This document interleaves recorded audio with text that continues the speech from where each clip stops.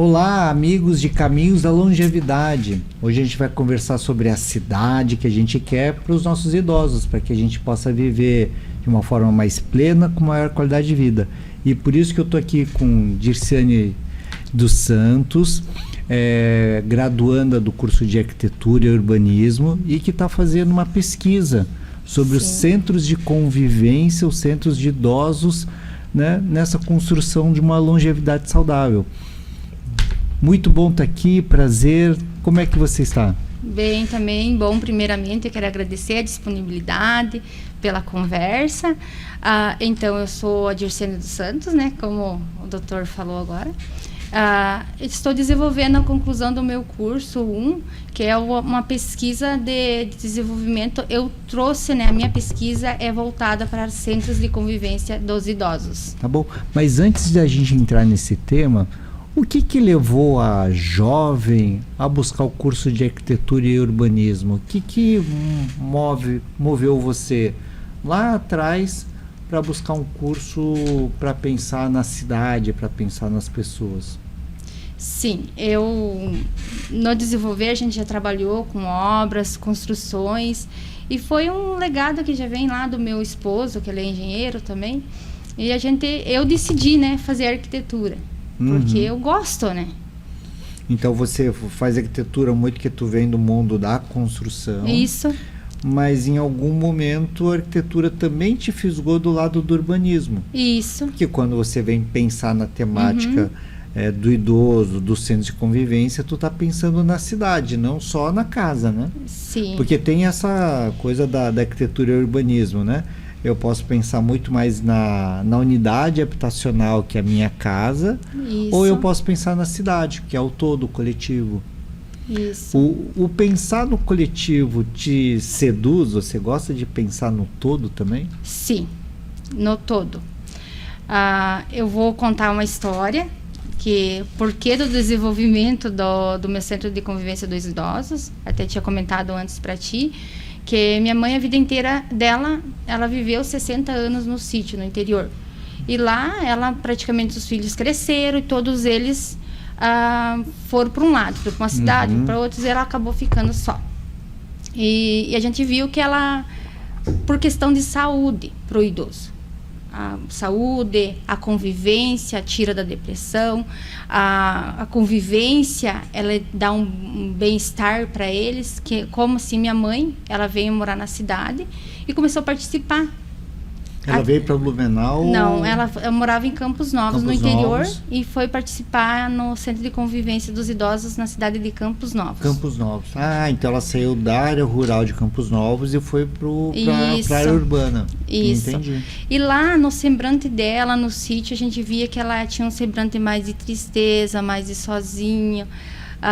Até então a gente dizia, vai para a cidade e vai participar do Centro de Convivência dos Idosos, fazer amizade, fazer atividade física. E se você vê ela hoje, você dá 10 anos a menos que ela tinha. É porque essa convivência social, ela é essencial para a qualidade de vida, né? Tem um estudo que já mostra que o idoso que tem amigos, ele tem um ganho de 7 anos de vida com qualidade de vida. Não é só 7 anos a mais, são 7 anos com qualidade de vida. Sim. Então tua mãe ganhou até um pouquinho mais, né? Porque se você parece que ela tem 10 anos a menos, ela não ganhou 7, ela ganhou 10, né? A autoestima dela foi lá em cima, ela começou a ir no salão, arrumar unha, arrumar cabelo, arrumou os dentes, ela ficou muito feliz. Provavelmente lá na convivência sempre vai ter um lá também, né, o idoso, sozinho, vão se elogiam entre eles, e a autoestima vai lá em cima, né, no caso. Sim. E aí, com essa experiência que você tem, né, vendo sua mãe nos centros de idosos, você resolve então fazer a pesquisa com relação aos centros de idosos, né? Isso. E o que tu tem encontrado na tua pesquisa que mais se surpreendeu, assim, que mais se chamou a atenção daquele achado das revisões de livros, de artigos que você não esperava e tu encontrou? O que eu não esperava, no caso, é o contrário.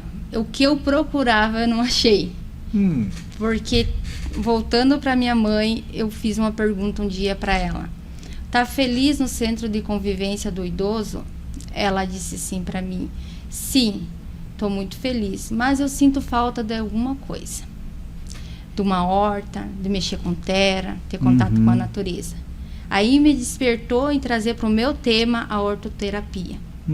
Só que a minha pesquisa em si, eu pesquisei muitos e muitos centros de convivência e não tem aplicação de hortoterapia para os idosos. Eu acho muito importante porque, né, exemplo, não somente a minha mãe, tem vários idosos que eles vêm do interior e vêm para a cidade e vão participar. Tem que ter um espaço para eles com plantio de hortaliça, para eles mexer com terra, para eles não tirar diretamente o contato que eles estão com a natureza, né? Sim. Até porque se a gente olha uma porcentagem muito grande da população, eles têm uma ligação com o trabalho na terra, agricultura, né? Na agricultura, né? O meu avô era da roça, né? Ele falava assim, eu era da roça, o meu avô, um dos primeiros trabalhos que ele tem, quando chega do Japão, é para ser verdureiro. Ele vai plantar as verduras, os legumes que se vendia na cidade onde ele vivia.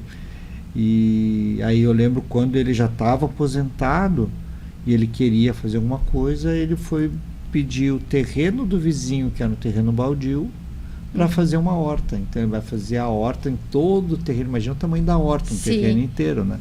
Ele produzia verduras e legumes que dava para dar para a família inteira, para os vizinhos inteiros, de 2, 3 ruas, porque era tanta produção que ele dava, né, para as pessoas, né?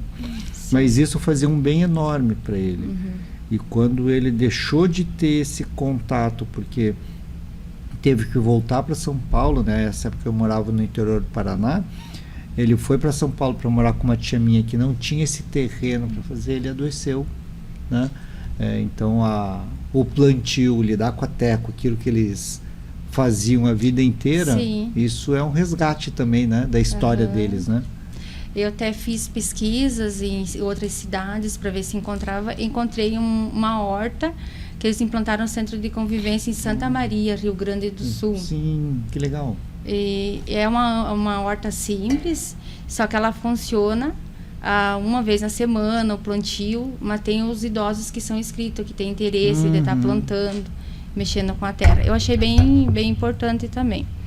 Mas, respondendo a tua pergunta ali, se é o que eu encontrei, então, nos meus estudos de casos que eu fiz 2 internacional, né? E um estudo de demanda nacional, que é nossa aqui na nossa região. O internacional, eu observei que lá eles têm poucas salas de atividades. Eles usam mais a parte do terraço, que é para convivência, e uma cozinha, tipo de área de vivência, e um espaço só para consulta ou enfermaria. Então, eles não trazem diferenciados tipos de atividades. Então, há uma carência de atividades ainda em alguns centros. Assim. Porque tem uma coisa do nome que eu realmente não gosto muito. Em alguns lugares eles colocam um centro de convivência de idosos. Então parece que eu só estou lá para conviver contigo. Então se a gente bota a gente numa mesa, a gente vai ficar lá, um olhando para a cara do outro e talvez assistindo televisão. Mas você está falando que talvez sentiu falta da atividade. Da atividade. Daí daqui a pouco nem que seja uma sala de cartas ou de dominó, mas é para fazer o jogo, para fazer a atividade. Isso. Ou pintura, ou artesanato, ou música, né? É nesse aspecto que faltou atividade? Isso, nesse aspecto que eu achei muito menores os centros de convivência, e observando o pouco tipo de atividades que eles trazem no local. Alguns sim traz o artesanato, alguns outros tipos de atividade, mas não que nem na nossa região, no nosso estado, que tem vários tipos de atividades. Aqui em Blumenau você já foi conhecer, né? Porque você não é daqui de Blumenau, né? Você vem lá do oeste, lá de Chapecó. E aqui você conseguiu conhecer o nosso Pró-Família, nosso centro de convivências que a gente tem aqui de Blumenau? Não ainda, mas gostaria de conhecer. Eu até tenho uma dúvida. Referente, eu fiz pesquisa sobre o Pró-Família, o Pró-Idoso, e gostaria de saber se o doutor sabe se esse centro ele é integrado ao Pró-Família ou ele tem as atividades separadas. O espaço do idoso lá dentro da Pró-Família, ele é separado em si ou ele é integrado à Pró-Família? O Pró-Família, ele pegou de 2 programas que se tinham em governos passados, que tinha o Pró-Menor e o Idoso.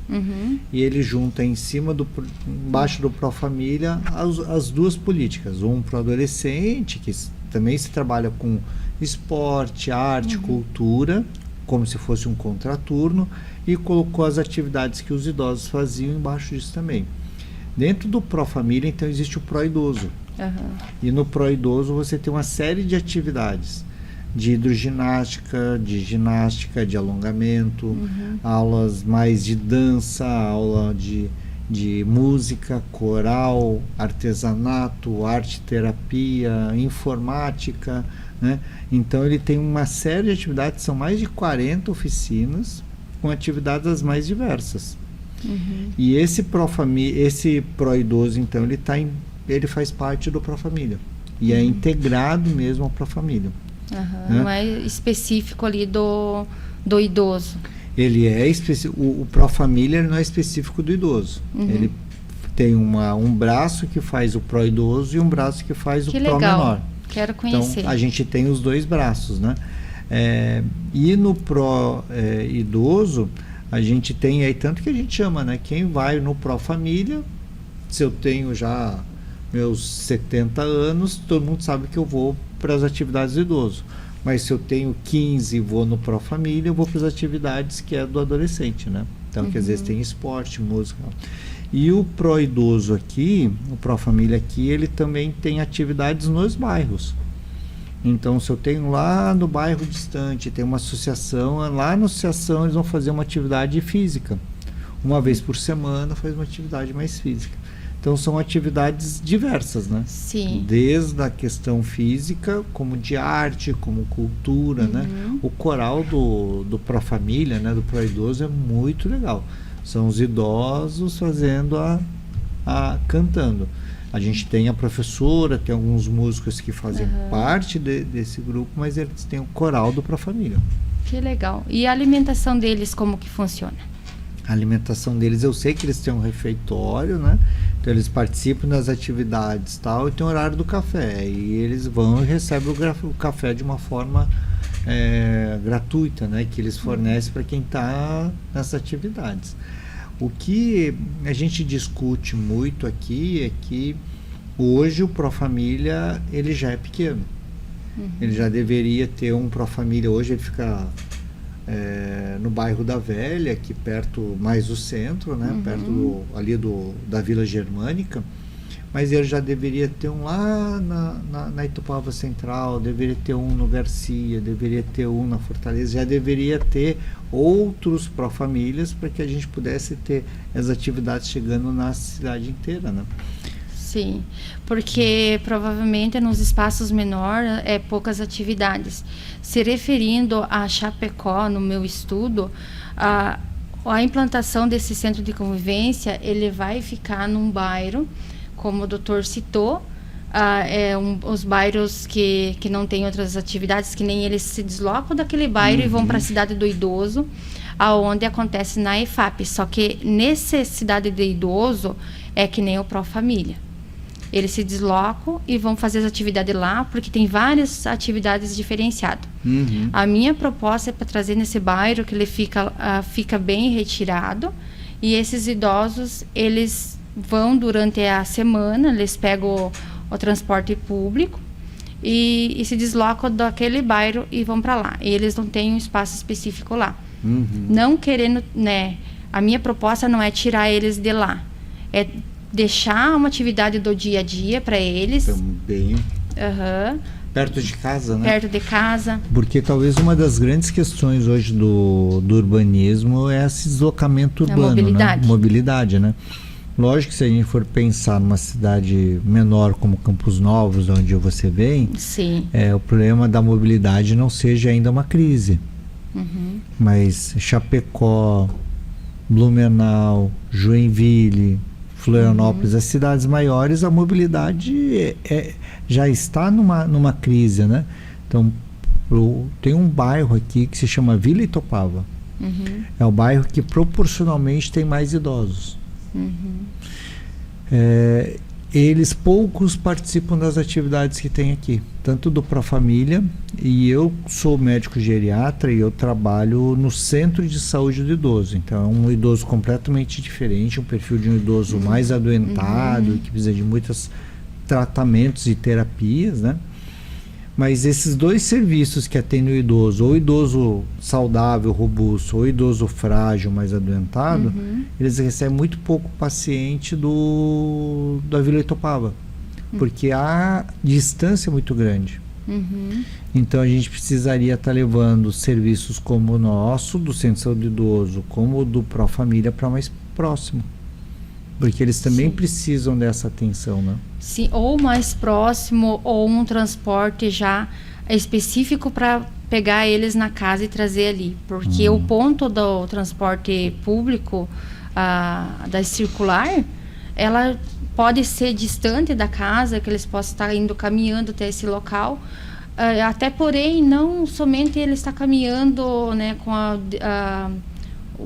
o problema que está deles no fluxo de pessoas, deles entrar, deles sair de dentro do transporte público. As calçadas também interferem bastante. Bastante, eu acho que essa acessibilidade ele é fundamental. Estava falando para ti aqui no início, ontem tive que atender uma senhora que ela, ao caminhar na calçada aqui no centro da cidade, ela torceu o pé porque a calçada estava irregular, tinha um pequeno buraco que para mim, para ti não vai ser nenhum problema, mas ela torceu o pé de uma forma tão grande que ela não conseguiu mais caminhar. Não teve nenhuma fratura, mas a lesão é uma lesão que causa muita dor. E se não fosse um motociclista que, vendo a dificuldade dela, ele parou a motoca, desceu da moto e foi conversar com ela. Ele levou ela até um posto de gasolina ali perto da prefeitura.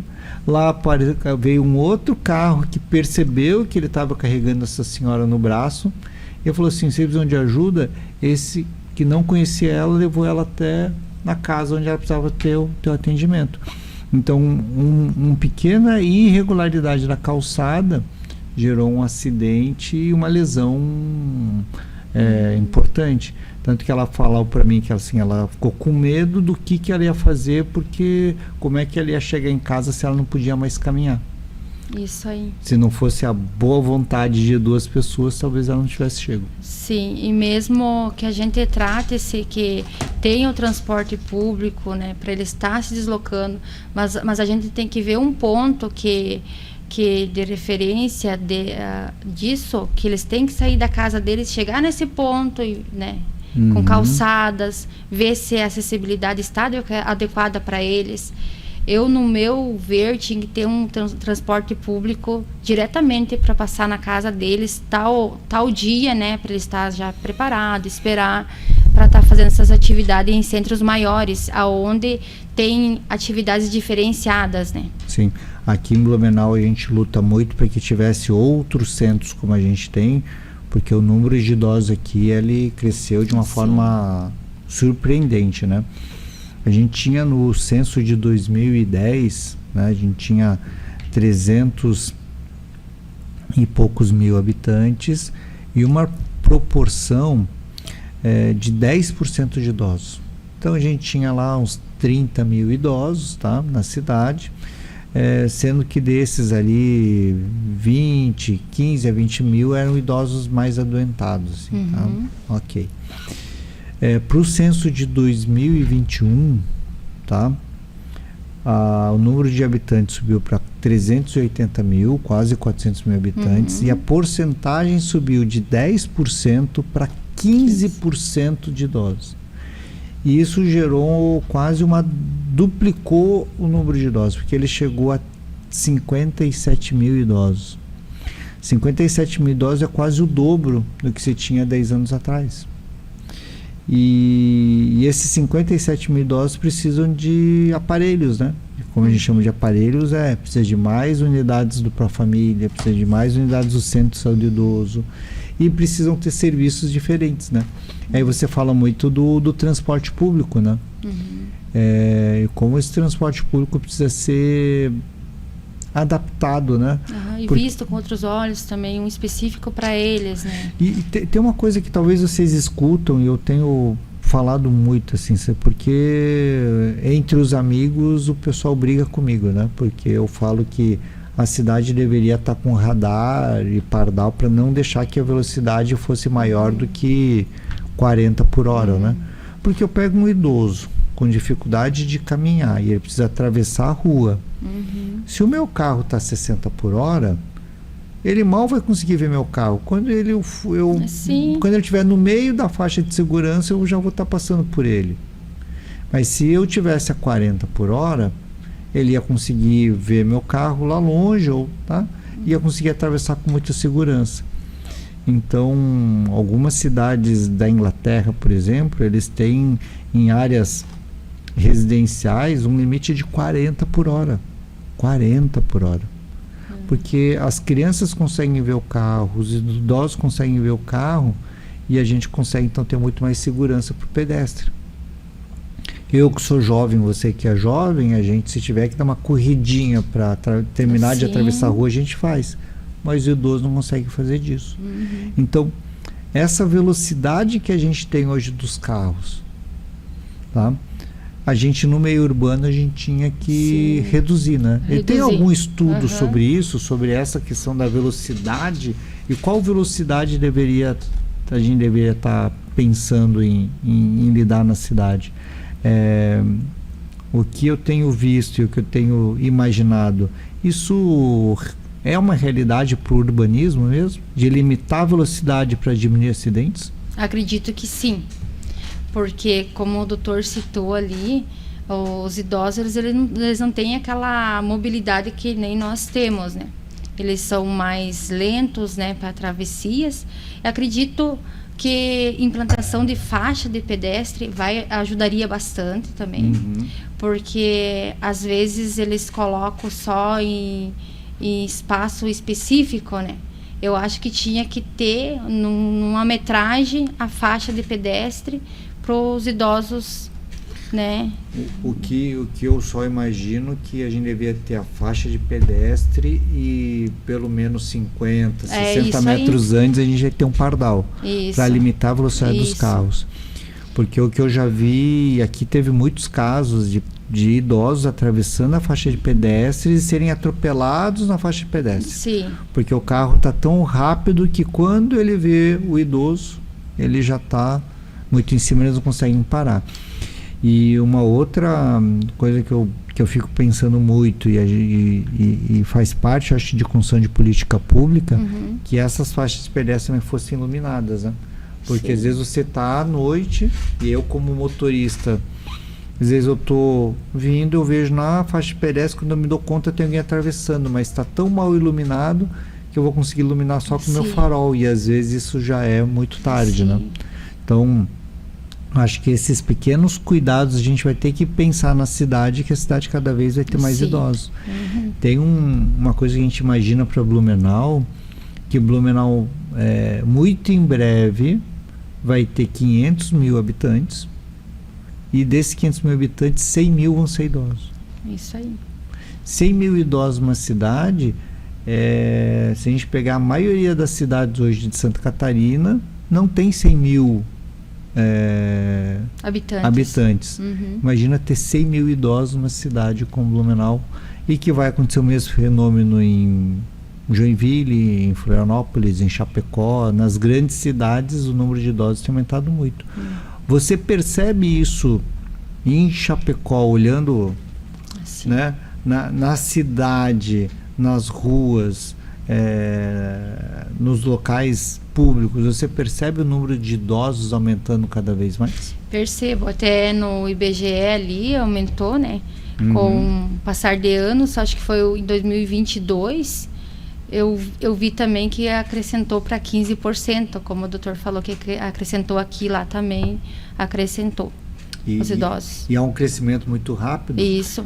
E conversando com uma das coordenadoras, né, do último censo, quando ela vai fazer a leitura dos dados, né, e ela foi num congresso de gerontologia, e eu escutando ela falar, que mesmo depois do Covid, aonde você tem uma alta mortalidade de idosos, que se não fosse o Covid, essa porcentagem de 15% seria maior ainda. Então o Covid ele reduziu esse aumento proporcional. Então assim, a gente tem que se preparar cada vez mais, né? E foi por isso que eu imaginei em estar conversando contigo, porque se a gente não tiver trazer os urbanistas para discutir a cidade, aí eu posso estar no meu consultório trabalhando muito bem com o idoso. Sim. Tá? O enfermeiro, o psicólogo. Mas esse idoso mora onde? O que nem o doutor comentou dos urbanistas. Quanto mais a crescente de idosos na cidade, a gente tem que fazer a cidade mais planejada, ter parques para caminhada, contato com a natureza, para atividade física. Até então, um assunto que eu quero abordar das doenças que são decorrentes dos idosos, para esses tipos de atividade, principalmente centros de convivência. Se eles participassem desses centros de convivência, estivessem perto da casa deles, ou até mesmo parques para eles fazerem atividade física, que eles consigam estar indo, todas essas doenças no decorrer podia minimizar de alguma forma. De que forma, doutor? Não tenha dúvida, a gente tem hoje inúmeros estudos, né? Quando a gente olha, se a gente for olhar 30, 40 anos atrás, a gente dizia que a atividade física era bom para o coração. Então o cardiologista dizia, tem que fazer exercício, vai caminhar. Tá? Com o passar do tempo, com o aumento do diabetes, o endocrinologista, os médicos que tratam a diabetes também começaram a dizer, tem que fazer exercício para perder peso, para controlar a diabetes. E foi cada vez mais trazendo estudos mostrando que a atividade física ela melhora não só as doenças cardiovasculares, mas como de doenças metabólicas, de doenças endócrinas, de doenças articulares. O ortopedista começou a orientar cada vez mais o exercício, o caminhar, o fazer um pilates, uma musculação. E começou a trazer da área da psiquiatria, mostrando o benefício da atividade física para a depressão, para a ansiedade. E a gente tem muito mais recente agora, vários estudos mostrando do poder da atividade física e do exercício, porque são duas coisas parecidas, mas diferentes. Mas o papel do exercício físico no tratamento e também na prevenção de doenças neurodegenerativas, como o Alzheimer e o Parkinson. Então hoje se sabe que o Parkinson, o paciente que faz atividade física, exercício físico e tem o Parkinson e ele faz essa atividade constantemente na rotina, esse paciente tem menos sintomas, precisa de menos medicação. O paciente que faz atividade física melhora a questão cognitiva e previne o Alzheimer. Então a atividade e o exercício físico ela é fundamental, né? Para que a gente possa ter, ou a gente possa reduzir os sintomas da doença, ou preveni-los.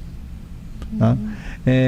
Mesmo que às vezes a gente não consiga, às vezes, eliminar todo o risco, se eu tenho uma doença que talvez iria se manifestar no meu corpo aos 60 anos, eu fazendo uma atividade física constante, talvez ela vá se manifestar aos 70. E com isso eu ganhei 10 anos de muita qualidade. Porque essa é uma grande questão também, né? Tem muita gente que Mas viu?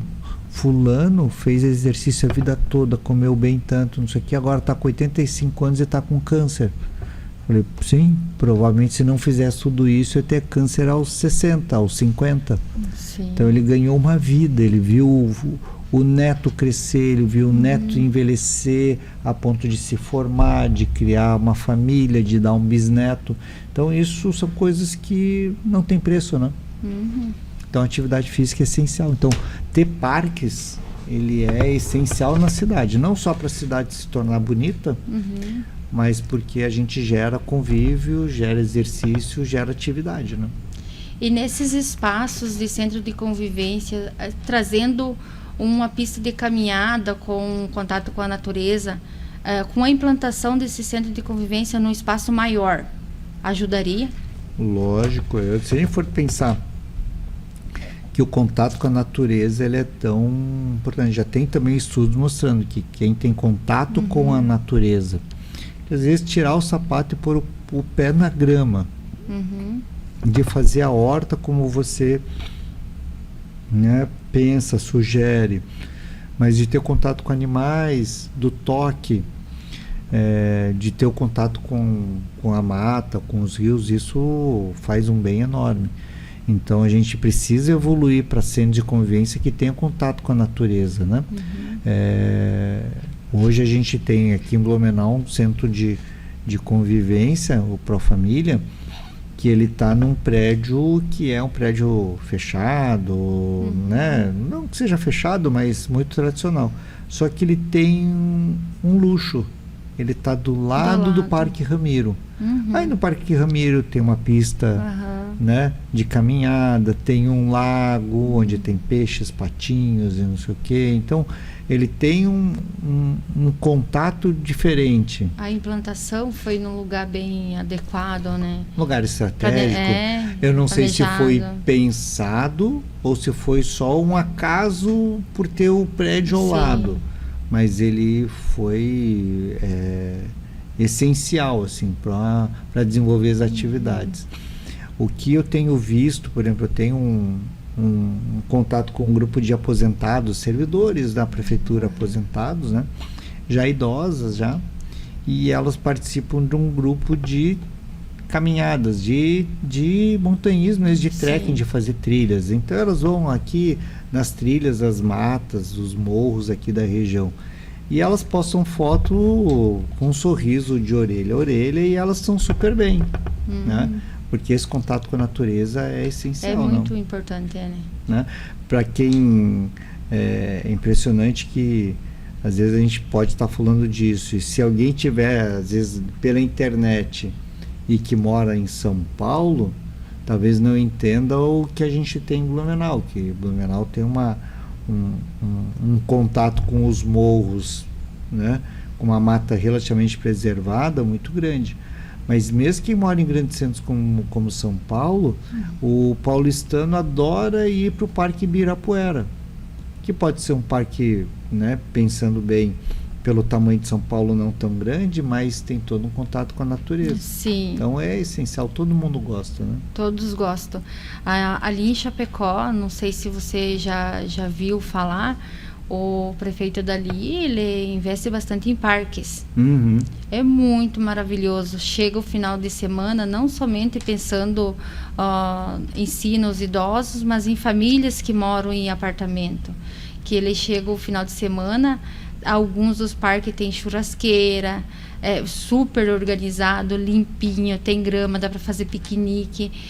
Multidões de gente que sai de dentro dos apartamentos e vão fazer a convivência nesses locais. Por isso que as grandes cidades hoje, eu vi um projeto, aí você vai poder falar melhor do que eu, que era da Coreia do Sul, onde tinha uma área de rio, que tinha problema com alagamento e a poluição desse rio. E na volta, no entorno desse rio, tinha só pistas de carro. E eles tiraram 2 ou 3 pistas de carro para fazer de novo a área alagável disso, com árvores, com parque. Então deixaram um local no rio para convívio no dia a dia. Só que nos momentos onde chove demais, essa área, por ser área permeável, ela inunda e evita os alagamentos na cidade. O que a cidade perdeu lá foram ruas. Então era uma avenida que acho que de quatro pistas, virou 2, se eu não me engano, de cada lado. Mesmo assim, manteve a mobilidade que eles tiveram que trabalhar de outra forma, mas eles ganharam em qualidade de vida. Sim. Então, esse é que eu tenho visto uma tendência no mundo, né?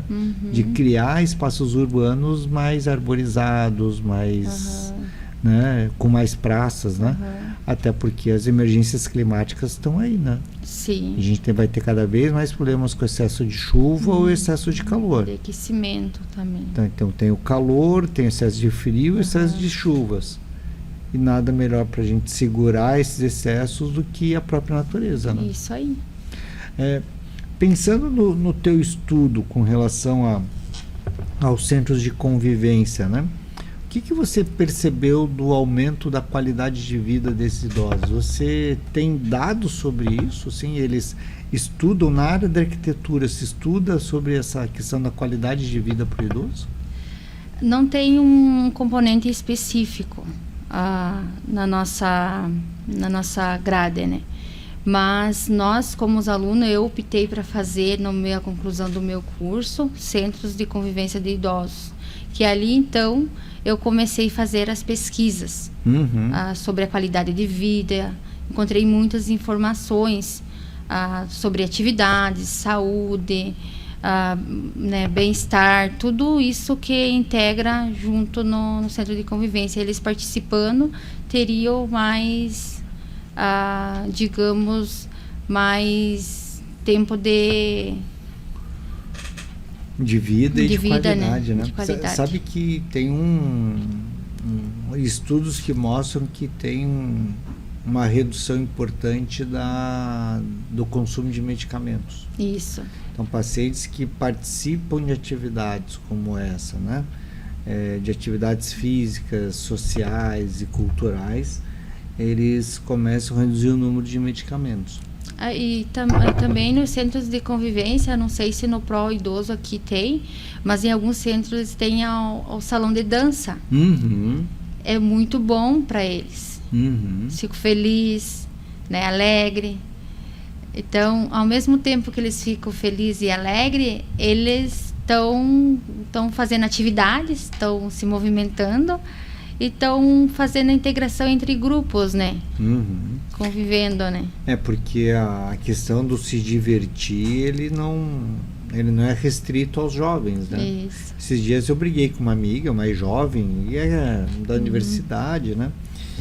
E aí ela falou que como eu estava falando que naquele dia eu ia sair com alguns amigos para um jantar, né, entre amigos e tal, ela falou assim, então vai aproveitar a tua juventude. Eu falei assim, não, calma lá, olha só o preconceito, né? Como se sair para me divertir num jantar com amigos, eu estava voltando a ser jovem. Eu falei assim, não, calma lá. Você jovem que é da universidade, como eu que já estou na minha meia idade, aos 51, ou alguém que esteja nos 70, 90 anos, a gente sai para se divertir. As diversões talvez sejam diferentes. Sim. Ou não, né? Pode ser muito parecido, né? Mas isso não, a diversão ela não tem idade. Não tem idade. Eu acredito que o doutor está falando isso, porque eu vejo quando minha mãe chegava em casa feliz, alegre, me ligava. A mesma sensação que eu tinha quando eu era adolescente e saía nas festas, na convivência. Ela ficava a mesma sensação, ela tinha. E a mesma sensação que a gente tem. E eu vou te dizer que os idosos aprontam tanto quanto a gente quando a gente era jovem. Isso. E aí eu vou citar 2 casos, tá? Um é divertido e outro é preocupante. O divertido foi uma matéria que eu vi há alguns anos atrás, de que um lar de idosos da Holanda registrou o sumiço de 2 moradores. E eles ficaram sumidos 3 dias e ninguém encontraram eles. Estavam namorando. Não. Eles sabiam que ia ter na cidade ao lado, na região, um festival de rock and roll. Que legal. E eles se juntaram para ir no festival. E foram no festival. Só não avisaram ninguém.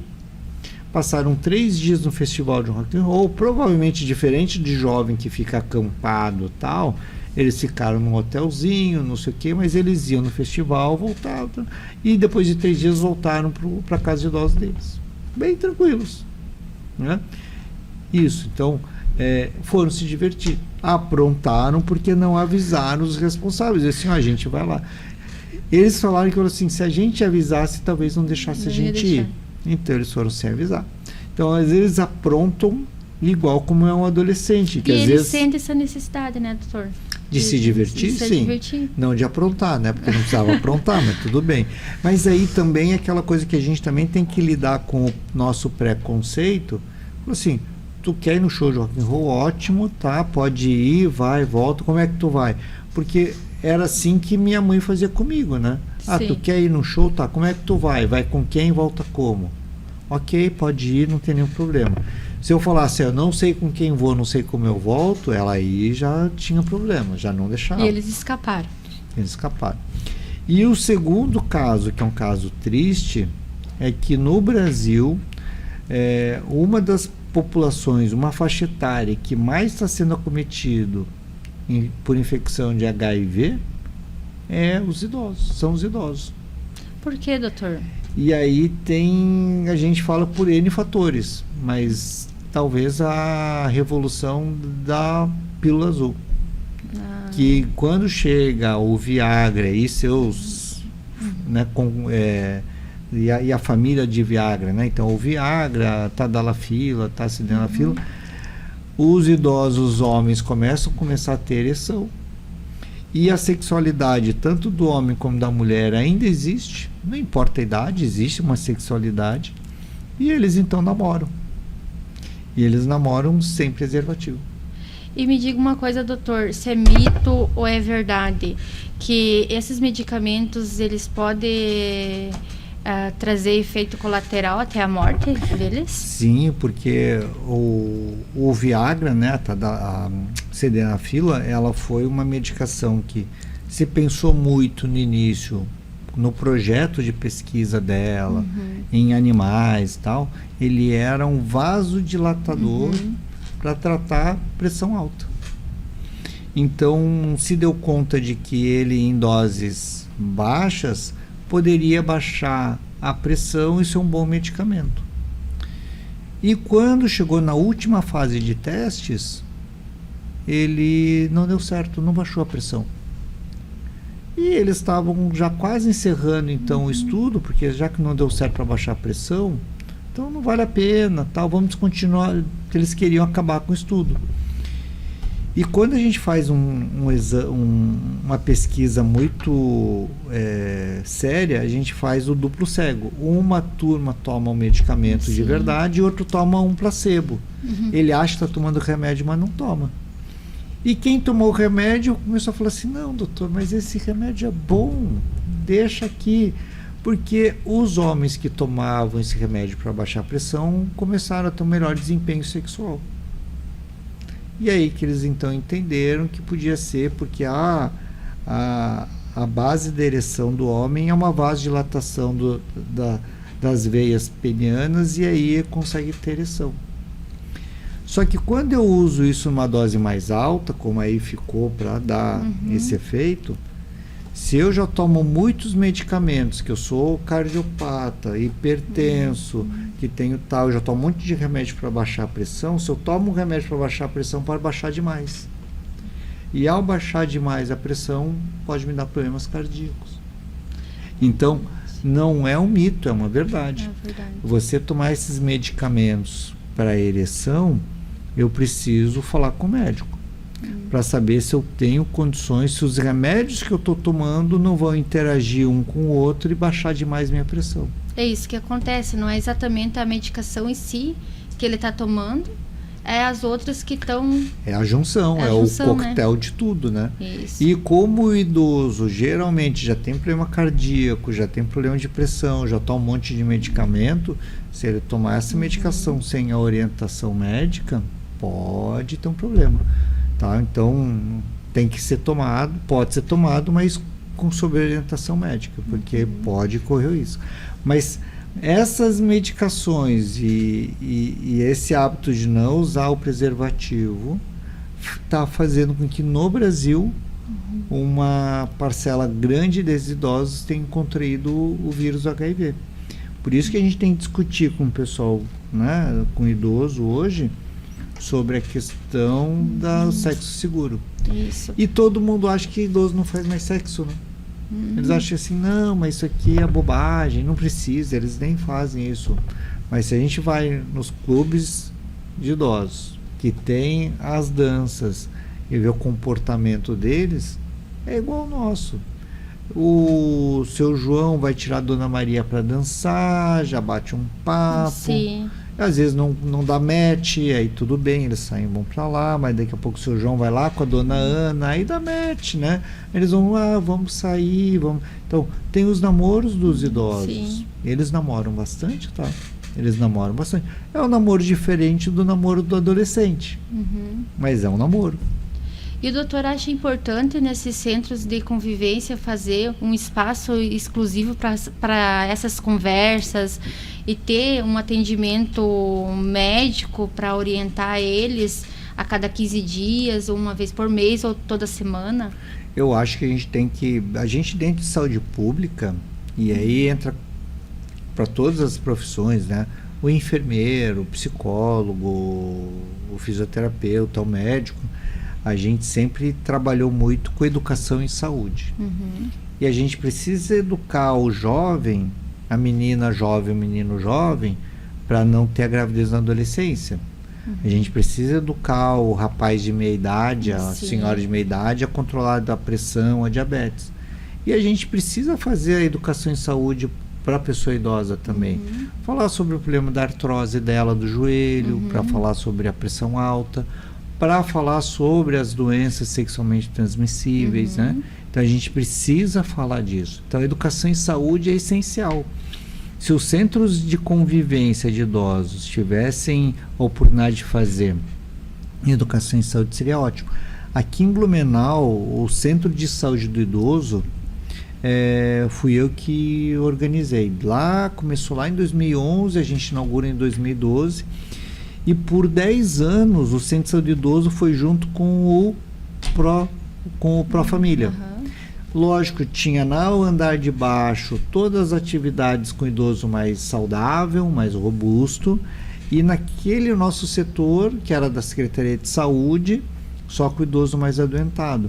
Só que o que acontecia? Uma vez por ano, quando a gente fazia uma atividade de ciclo de palestras, tanto para os postos de saúde como para outros serviços de saúde, a gente também fazia para os professores e para os alunos do Pró-Família.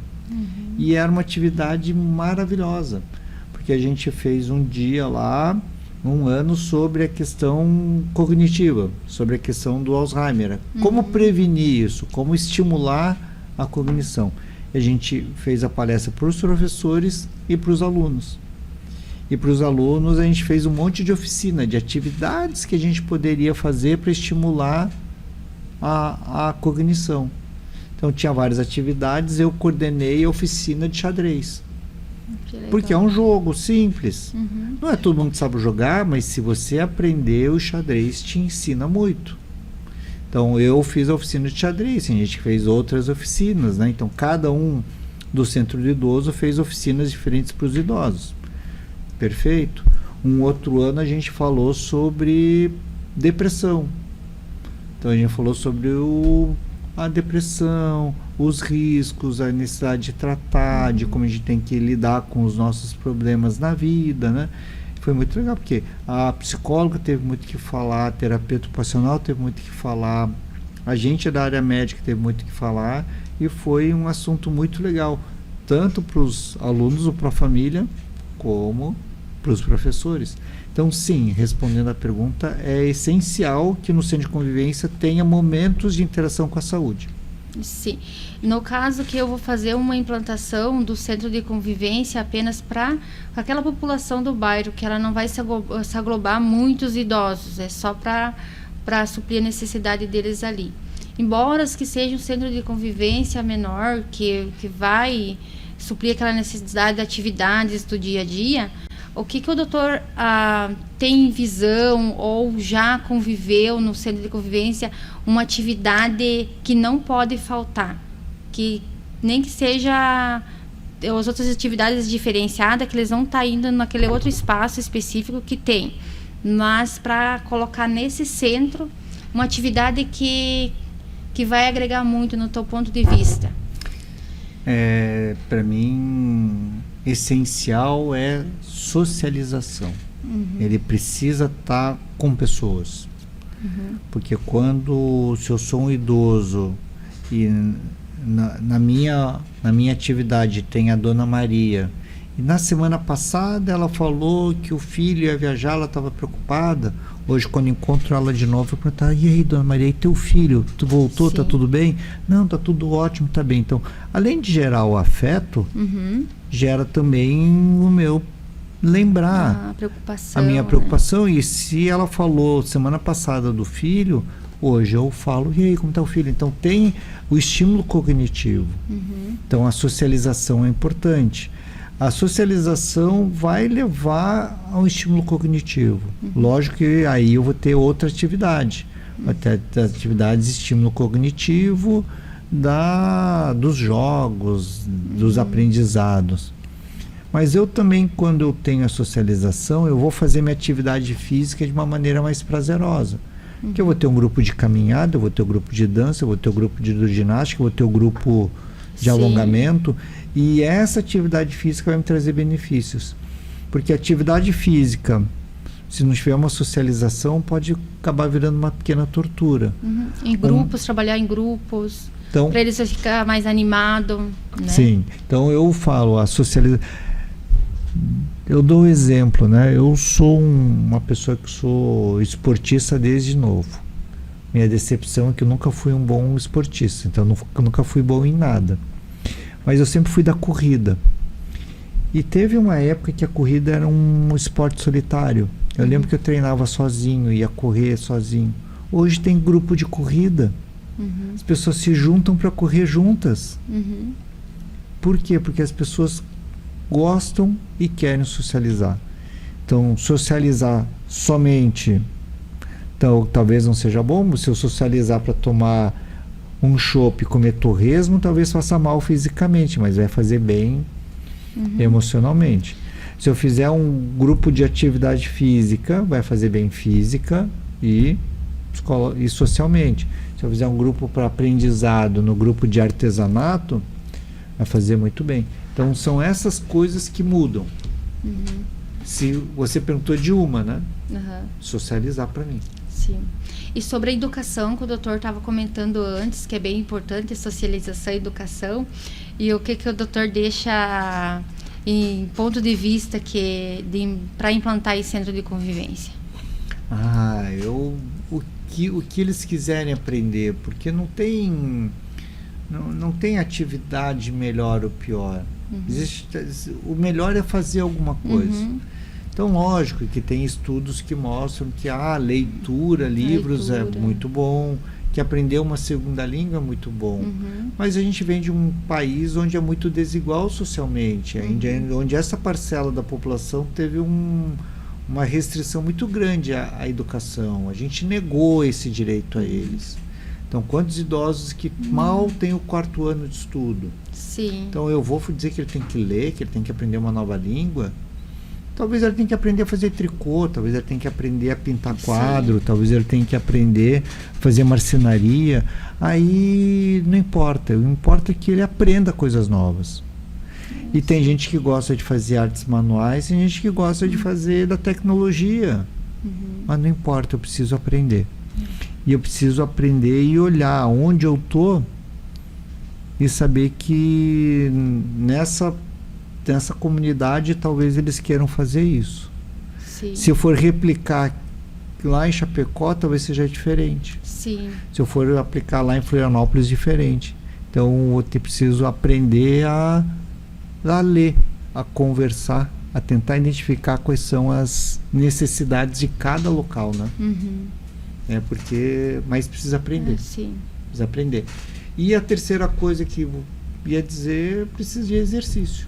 Muito exercício. Né? Eu sou uma pessoa suspeita para dizer, porque faço exercício desde os 3 anos, Sim. mas a gente precisa. Há muitos anos atrás, o meu filho estava no Taekwondo, e numa troca de faixas, eu olhando lá, tem uma senhora, 60 e tantos anos, quase 70, fazendo a troca de faixa, saindo da branca para a outra, acho que era cinza, sei lá, da primeira troca de faixa. Uhum. E ela estava lá porque ela começou a levar o neto pro Taekwondo, achou legal e pediu para fazer aula. Pediu para participar também. Está fazendo Taekwondo. Então, não existe atividade física que eu não possa. Eu só vou ter que adaptar Sim. com a minha condição de saúde. Então, eu posso ser um idoso de 90 anos e estar fazendo o Ironman, o triatlon. Eu posso ter 90 anos e estar fazendo ciclismo, canoagem. Ou posso estar com 90 anos e fazendo pilates. Está bem tranquilo. Então, não importa. O que importa é se movimentar. Dirciane, deixa eu te contar, eu sempre falo disso, que papo bom passa rápido, Sim. né? Então, a gente já está encerrando o nosso programa e eu vou te fazer uma pergunta, assim. Quando você fez os estudos sobre o centro de convivência, o que mais te impressionou nos estudos que você leu? O que mais me impressionou foi a quantidade da população que no início do centro de idosos, eles colocaram que, exemplo, em 2012 a gente fez o centro de idosos e começou a participar 160 idosos. Em 2015 já estamos com 400. Então o centro de convivência de idosos, ele realmente é necessário para esses idosos.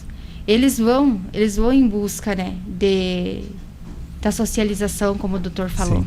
E eu vou te dizer que eles são essenciais não para os idosos, eles são essenciais para a sociedade. Isso. Que é uma sociedade que cuida bem dos seus idosos, é uma sociedade evoluída.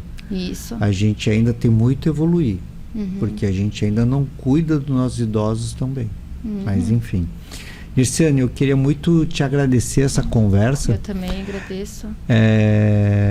Era uma conversa, quando a Dirciane entrou em contato comigo, era porque ela tinha o estudo dela e eu tinha a entrevista para fazer. E a gente uniu o útil ao agradável, né? Então, espero que tenha sido bom para ti, para mim sempre muito bom poder conversar. Eu gosto muito de conversar com pessoas de outras áreas, não só da medicina, porque da medicina eu sei muito bem. E eu preciso mostrar que para construir uma longevidade saudável, a gente precisa construir conhecimentos novos. Então, muito obrigado, Dirciane. Eu que agradeço, doutor, pela disponibilidade novamente. E foi muito produtiva a nossa conversa. Com certeza vai acrescentar muito no meu trabalho. Tá bom? Agradeço e convido aí agradeço a todos os amigos de Caminhos da Longevidade. Convido para vocês estarem sempre com a gente. Muito obrigado e até a próxima.